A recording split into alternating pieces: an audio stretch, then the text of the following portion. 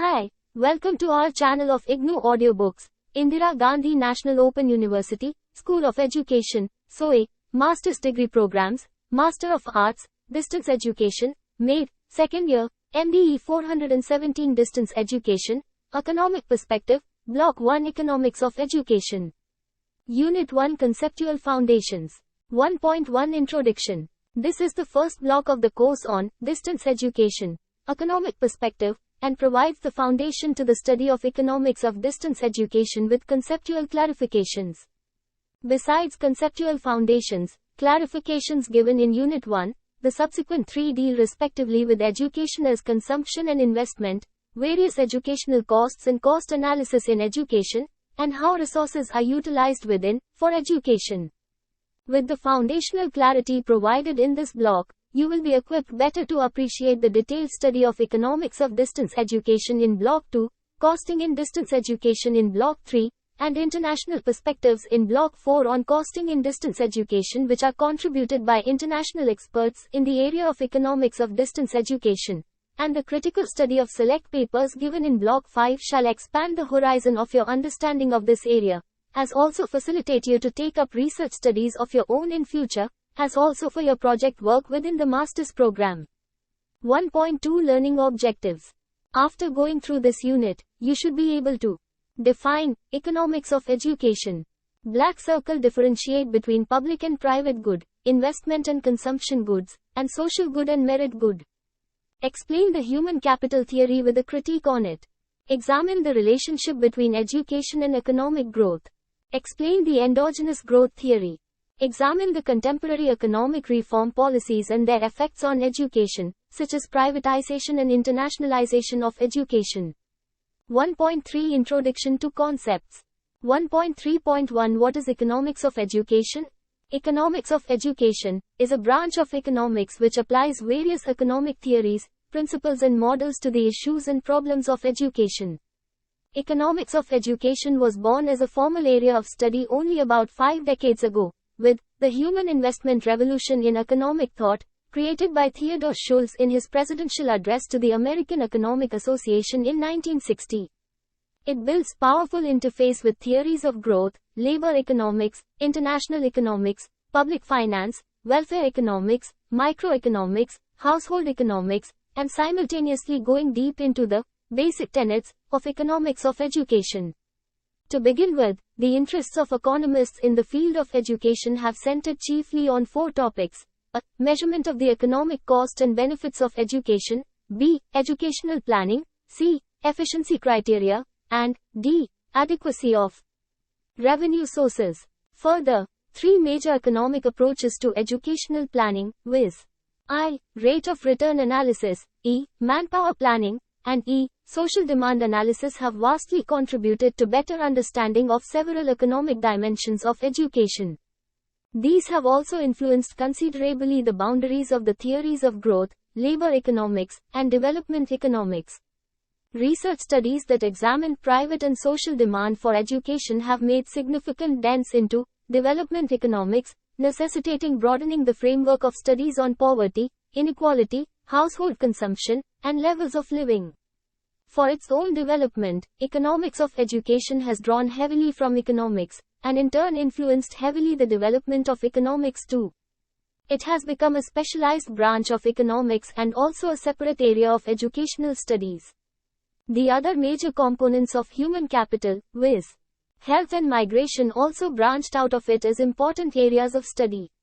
1.3.2 Public good and private good. Public good is a good which has the twin characteristics of non-rivalrous and non-excludability nature. In Paul Samuelson's words, public good is good, which all enjoy in common in the sense that each individual's consumption of such a good leads to no subtraction from any other individual's consumption of that good. Public goods are goods or services that can be consumed by several individuals simultaneously without diminishing the value of consumption to anyone. This key characteristic of public goods, that multiple individuals can consume the same good without diminishing its value, is termed as non-rivalry. Non-rivalry characteristic is the one which most strongly distinguishes public goods from private goods. A pure public good also has the characteristic of non-excludability, That is, an individual cannot be prevented from consuming the good whether or not the individual pays for it. For example, fresh air, a public park, national defense. Education, more broadly defined as knowledge or ideas as postulated in the modern growth theories, discussed later, has the inherent nature of non-rivalness, Romer, 1994. On the contrary, private goods are exclusive and rival in nature. Exclusiveness means once the good or service is bought, the buyer owns it and consumes. Rivalness means competitiveness, that is, once a good is sold off, it is not there for other people to consume. For example, food, clothing, toys, cars, etc. In the recent periods, education is also argued as a private food, but has immense positive externalities. Externality means the benefits of education that is conferred on the society, which further means the benefit the society receives as the people are educated. Examples include cleanliness, better health practices, etc. Similarly, education has the characteristics of both consumption and investment goods. 1.3.3 Consumption and investment goods. Goods in economics can be categorized as consumption and investment goods. Consumption good or service is one that is used, without using it for further transformation in production, for the direct satisfaction of individual needs or wants or the collective needs of members of the community. Investment good is a good which enables further production of goods, which is also called as capital goods. Capital goods are generally human-made, and do not include natural resources such as land or minerals. For example, plant, machinery, tools, equipments, etc. The nature of education is such that it possesses both consumption and investment characteristics of good. However, since 1960s, education has been recognized as an investment for both the individual and the society. Education is both investment as well as consumption. There is no method of estimating in what proportion these two contribute to education. In primary education, the investment component is lesser than consumption component. In secondary education, both the components may more or less equal, and in the case of higher education, investment benefits are much higher than consumption benefits. Moreover, whether education is a consumption or an investment good needs to be examined from both the private and social point of view. 1.3.4 Social good and merit good. Social goods are distinguished as those goods to which exclusion principle cannot be applied. In other words, it is a good or service that benefits the largest number of people in the largest possible way. Some examples of social goods are clean air, clean water and literacy. Merit good is a socially desirable good whose distribution of benefits is the maximum. In the case of merit goods, people do not realize the true or actual size of benefit. For example, people underestimate the benefits of education, such as the scientific innovations and the benefits of using them, like the benefits of using vaccinations. Activity 1.1. Write, in your own words, brief statements on each of the following with an example for each. 1. Public good. 2. Investment good. 3. Social good. 1.4 Human capital theory. After the conceptual introduction, let us turn to a very important aspect of economics, very important aspect of an economics of education, i.e. human capital. The human capital theory postulates that education is an investment activity that increases skills, and hence labor productivity and the lifetime earnings of individuals. Schulz, 1963, Becker, 1964, Mincer, 1974. A simple description of this process is illustrated in Figure 1.1, which depicts that investment on education leads to enhanced skills, which in turn lead to higher productivity, which in turn causes higher earnings. The higher wages and salaries in turn lead to higher economic growth. Investment on education leads to enhanced skills, leads to higher productivity, leads to higher earnings. Figure 1.1, Process of education is investment. Human capital theory brought out that education is a major source of acquired abilities. It brought out the distinctive attributes of education as human capital distinguishable from that of physical capital. I. The stock of knowledge is embodied in human capital unlike in physical capital. E. In acquiring human capital, the individual must invest both of his, her time and resources. Another important facet of human capital theory deals with investment in on-the-job training and the criteria for determining who will pay for such training and who will benefit therefrom. Based on the pioneering work of Becker, 1964, a distinction is made between general and specific training. That the accumulation of human capital occurs through both formal instructional programs and through informal ways such as the cumulative experience on a job, in which one learns by doing. General training refers to training that provides valuable knowledge and skills to workers usable both within the present employment and in other employments. The distinction between general skills in terms of portability and specific skills in terms of non-portability are important. The general skills defined in terms of portability have a central place in both learning and at work as parts of an integrated theory of human capital. Applying the criteria who will pay for the cost and who will benefit from what kind of training, general or specific, can result in 4 alternatives as shown in Figure 1.2. Look at the screen, Figure 1.2, who pays for training? The alternatives are the following. 1. For general training. A. The individual would be willing to bear the cost as the benefit is spread over to more than one employment opportunity. B. But, for the employer, it would be an additional cost for no additional benefit. 2. For specific training. A. For the individual, it is an additional cost and the benefit is specific to a particular firm. B. For the employer, it is an additional cost and would bring in additional benefit. Among these 4 alternatives, one can deduce the 2 desirable ones as 1. The individual would be willing to bear the cost for general training as the benefit is spread over to more than one employment opportunity, and 2b. For the employer, it is an additional cost for a specific training but would be benefiting more from that cost of specific training. Milser, 1974, applied empirically to separate out the schooling and on-the-job training components of earning streams by the interpretation of the concave shapes of earning paths over a person's life. Hence, the rates of return to education are estimated using the age earnings profile or Milser's earning function. We will briefly discuss these 2 methods of estimating rates of return to education as follows. 1.4.1 Rates of return approach to education. The economic returns to education can be measured by the internal rate of return to education, which is the interest rate that equates the present value of the costs incurred for education to the present value of additional lifetime earnings attributable to education.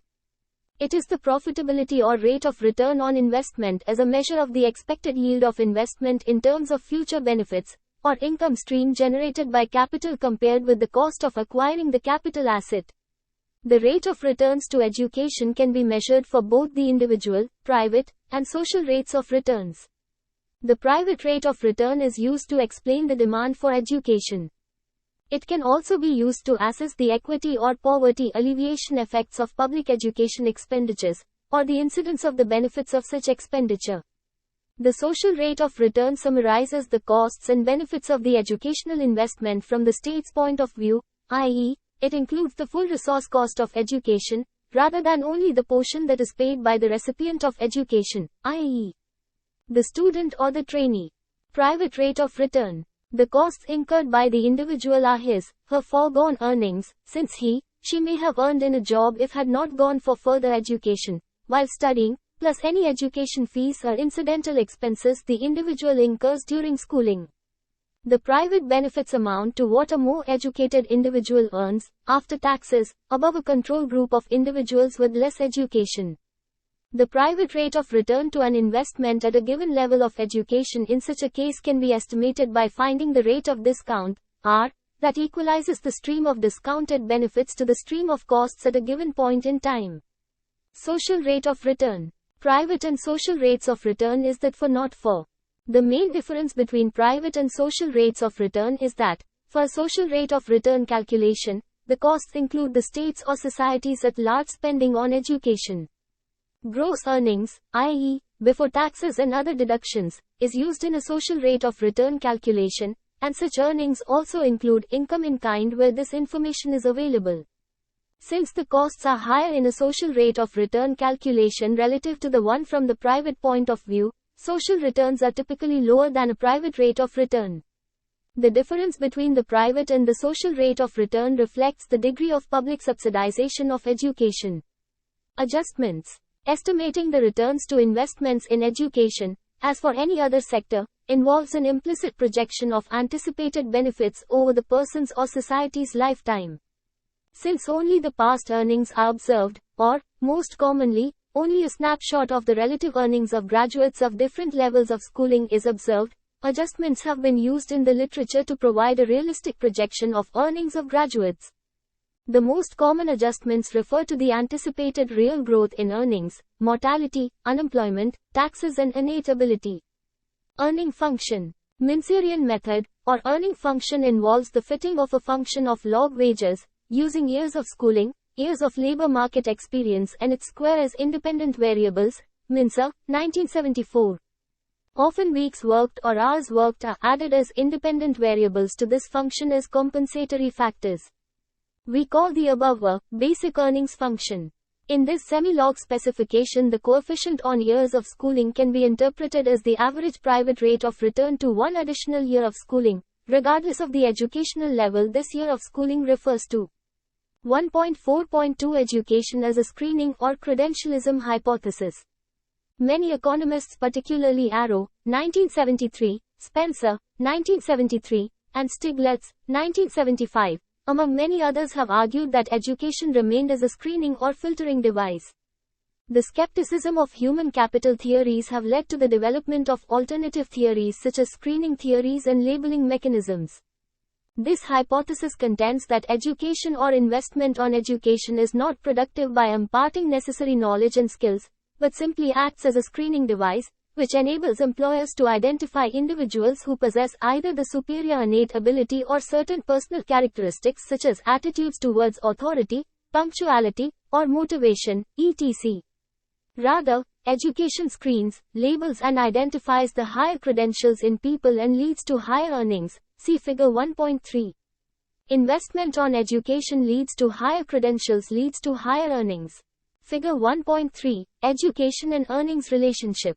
Arrow, 1973, noted in his filter argument that higher education not really adds up to productivity but adds to some information to the extent that it identifies higher credentials in people. However, the screening hypothesis is important as it focused the attention on education and other forms of investment in human capital which influence productivity. It served as a reminder that education does far more than imparting knowledge and skills. The educational process helps to shape and develop those attributes. This restates that the concept of human capital is still valid, that it must be extended to include activities which affect personal attributes as well as skills, and it must recognize that such activities increase workers' productivity in complex ways. Activity 1.2. Distinguish between rates of return approach to education and education as a screening hypothesis. Write within 100 words in the space given below. 1.5 Education and economic growth. The relationship between education and economic growth has been one of the major tenets of economics of education. Economists have examined this relationship under two theoretical frameworks. 1. The growth accounting framework, which Solow, Denison and others followed. 2. The modern or endogenous growth theories, which Romer, Arrow and Lucas have contributed. These two frameworks are discussed as follows. 1.5.1 Growth accounting framework. During 1950s, growth had been extraordinarily rapid, and in reflecting on this experience, economists began to recognize what Tinbergen had shown in 1942 itself, that conventionally specified Cobb-Douglas aggregate production functions left a large part of observed growth in national income per capita unexplained. This fact was rediscovered in 1950s in Norway, Finland and in US. The residual was given many designations as technical change, human factor, and measure of ignorance. However, it was generally agreed that education is a vital element in economic development. The discovery that increases in physical capital and labor did not, by themselves, explain economic growth led to an analysis of the factors determining the residual, in particular the role of education and technical knowledge. One of the first attempts to measure the contribution of education to growth was made by Denison, 1964, who argued that about 23% of recent increases in U.S. national income during the period 1929 to 1982 were due to the increased education of the labor force. In Denison's accounting, the effects of scale economies were arbitrarily assumed and the residuals were simply supposed to reflect the effects of advance in knowledge, with no explanations of how scale economies work and how human knowledge advances. Harrod and Doomer are the earliest exposition of growth models. The rate of growth in the economy is determined by the ratio of rate of savings, S, to capital output ratios. 5. The assumption made in the first 5-year plan in India was that rate of savings is equal to investment in the economy, which is not necessarily the case. If the rate of growth is lower, it results in cumulative unemployment. It is important to recognize that the strategy to promote economic growth by forced savings was based on the assumption of a special production function. The peculiar nature of this production function is evident from the specification that only capital but not labor is included as a factor of production. It also assumes that labor and capital are not substitutable in production and hence output does not increase by applying more output for given stock of capital. The warranted rate of growth is referred as knife edge, and it is also the unstable growth path. The dynamic question on how fast the economy should grow is not addressed in the model. This model does not concern about how the variation in growth rate occurs across space and time. Using the neoclassical production function, Solow and Swan in 1956 advance a very different perspective from the Harrod-Doomer model on the relationship between capital accumulation and economic growth.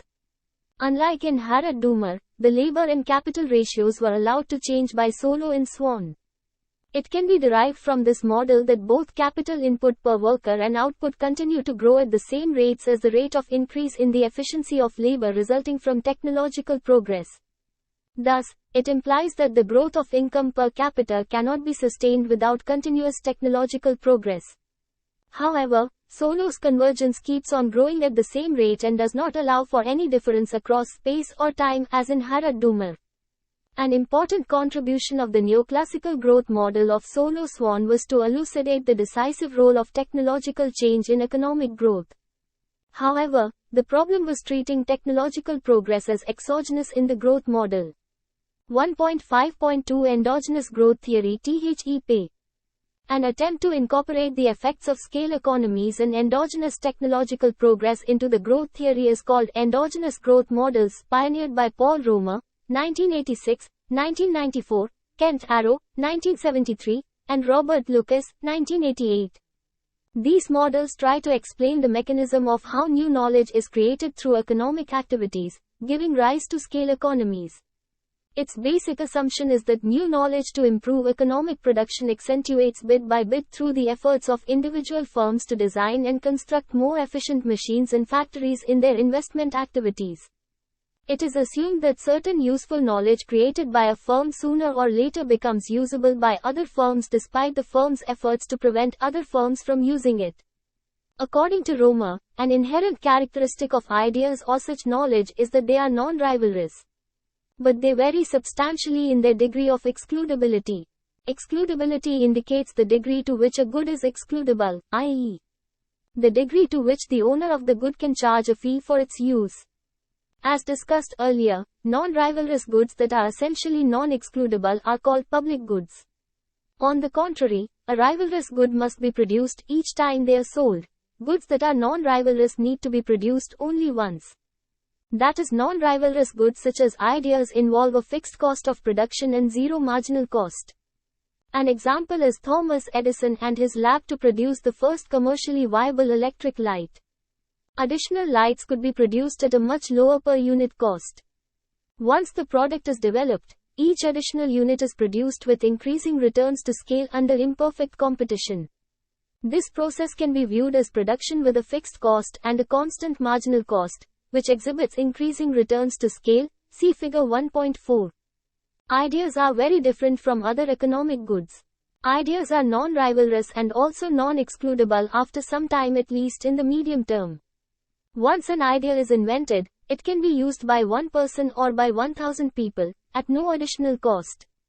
That the size of the economy at scale plays an important role in the economics of ideas. Ideas leads to non-rival increasing returns imperfect competition. Figure 1.4, the process in endogenous growth. In particular, the non-rivalry of ideas implies that production will be characterized by increasing returns to scale. In turn, the presences of increasing returns suggest that we must move away from models of perfect competition. It is because the inventor expects to be able to charge a price greater than marginal cost and earn profits. It is important to understand that the technical progress in machines and equipments is embodied, whereas in labor it is disembodied. In the production function of goods and services, the constant returns to scale operate, whereas in the stock of knowledge function the increasing returns to scale operates. However, the rate of knowledge accumulation depends upon the initial stock of knowledge. Higher the stock of knowledge, the more one can add to it. This proposition gets accentuated under the contemporary economic policies. Activity 1.3. Establish the relationship between education and economic growth by briefly explaining the two frameworks, growth accounting, and endogenous growth. Write in about 150 words in the space given below. 1.6 Contemporary economic reform policies and their effects on education.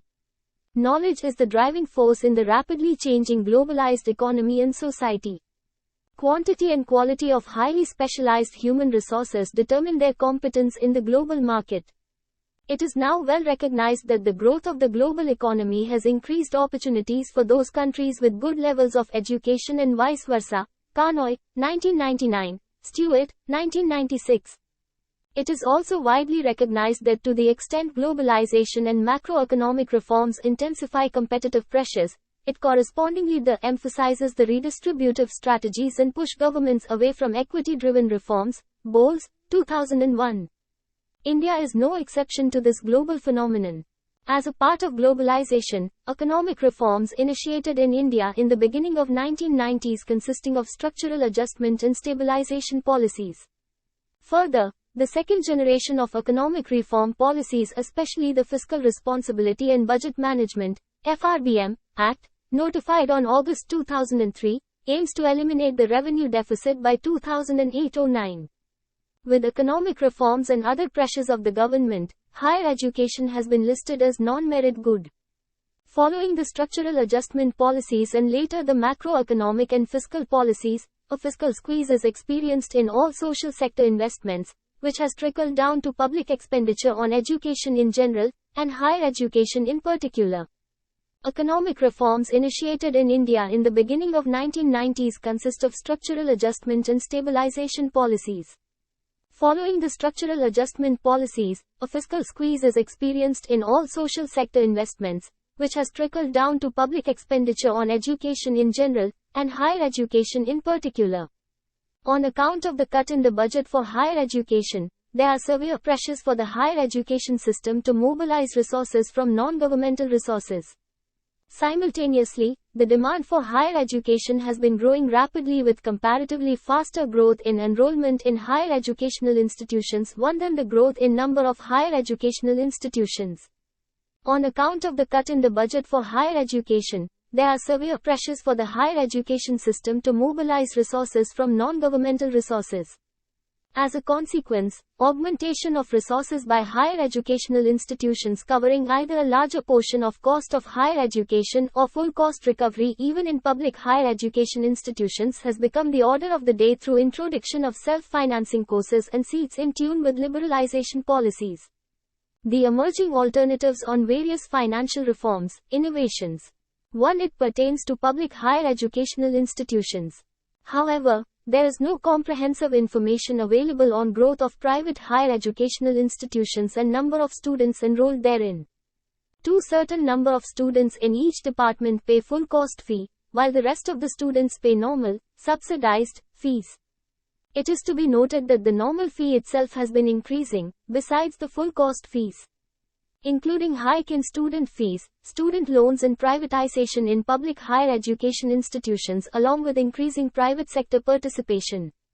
1.6.1 Privatization of education.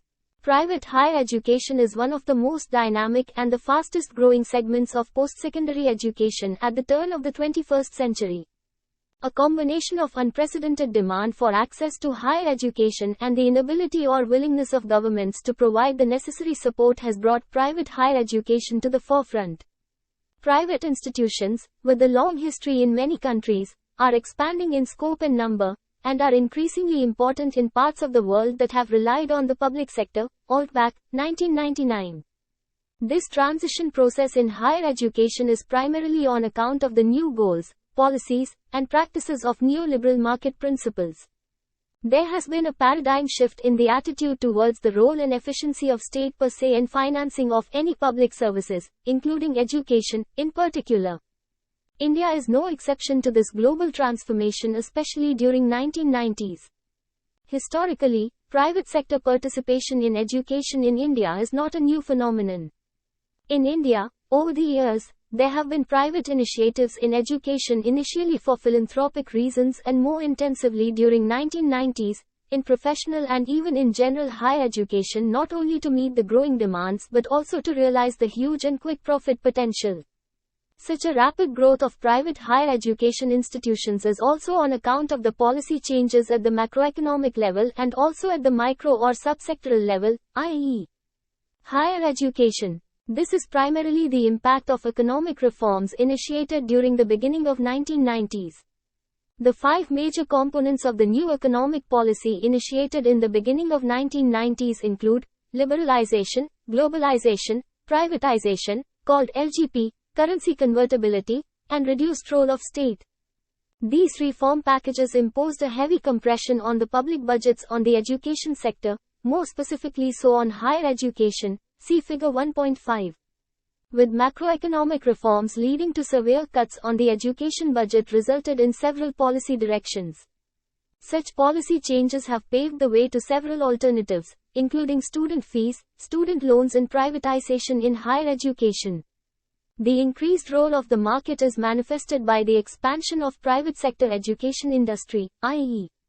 marketization. Figure 1.5, sectoral allocation of public expenditure on education by levels of education in India, in percent. Look at the screen. 1.6.2 Internationalization of education. Until late 1980s, education was thought to be essentially a non-traded service.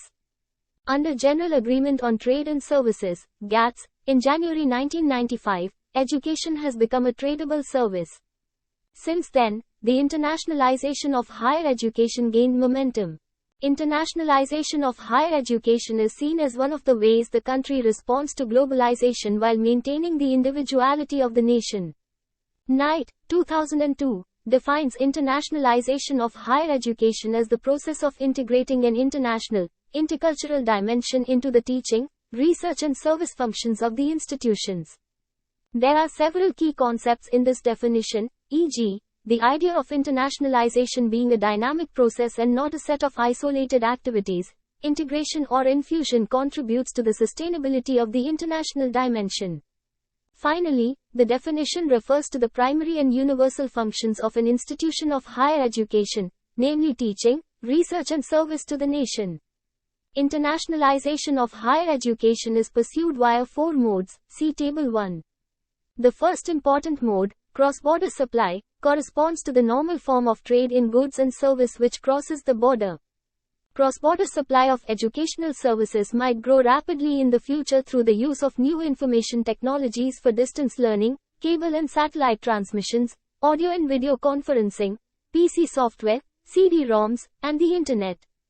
In particular, the Internet is seen as a promising tool for distance learning.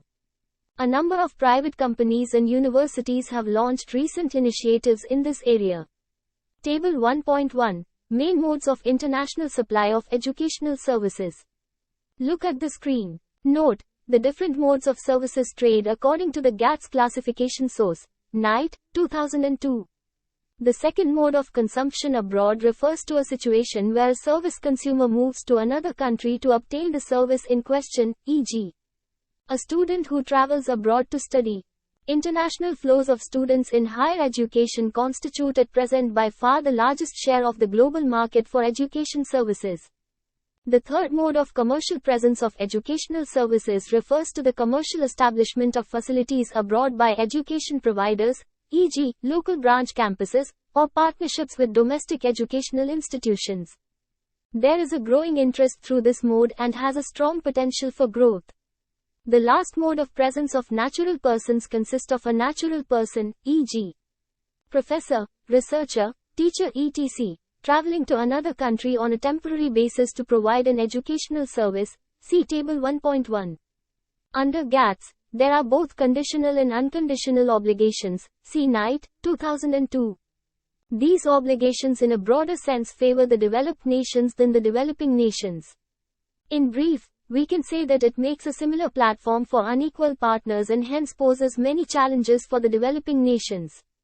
For instance, in India, many foreign universities and institutions have been allowed to come into the country and establish franchise centers in the country, offering degrees or diplomas, which are not necessarily recognized by the parent universities in their own countries. The regulatory framework in developing countries is yet to be developed, or even if exists, is yet to be strengthened. Activity 1.4. Is privatization of education anyway related to the internationalization of education? In what different ways economic reforms have affected education in recent times? 1.7 Summary. You have learnt what economics of education means, that it is a branch of economics that evolved during 1960s, but an area growing tremendously. You also understood some key and basic concepts of the subject such as investment and consumption goods, human capital versus physical capital, and public good, merit good, etc. Further, you learnt how education contributes to economic growth under two streams of studies, one focusing on human capital theory and the recently developed endogenous growth theories. With this basic foundation knowledge, you would have appreciated the contemporary economic reform policies and their effects on education, especially on the privatization of education and internationalization of education. Thank you. Subscribe to our channel for more updates, and we will see you with the next chapter.